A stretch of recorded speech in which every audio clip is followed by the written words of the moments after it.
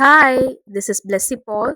இந்த வீடியோவில் office English expressions, அதாவது ஆஃபீஸில் எந்த மாதிரியான சென்டென்சஸ் யூஸ் பண்ணலான்னு பார்த்துடலாமா? வாங்க. ஃபர்ஸ்ட் ஒன், இந்த பாயிண்ட் எனக்கு புரியவே இல்லை, எனக்கு இதை புரிய வைக்க முடியுமா?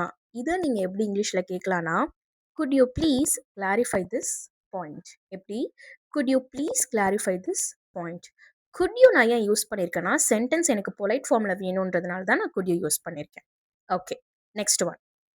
இப்போ உங்களுக்கு ஒரு ப்ராஜெக்டோடைய நிலை தெரிஞ்சிருக்கணும். அந்த வேலை வந்து எவ்வளோ முடிஞ்சிருக்கு அப்படின்றத நீங்கள் எப்படி இங்கிலீஷில் கேட்கணும்னா, may I know the status of this task. May I know the status of this task. நீங்கள் டாஸ்க்ன்ற இடத்துல ப்ராஜெக்ட் கூட யூஸ் பண்ணிக்கலாம். ஓகேங்களா? மே ஐயுமே பொலைட் ஃபார்மில் தான் இருக்குது. So may I know the status of this task. I hope இந்த வீடியோ உங்களுக்கு ரொம்ப பிடிக்கும்னு நினைக்கிறேன்.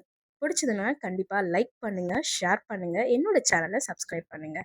தேங்க்ஸ் ஃபார் வாட்சிங்.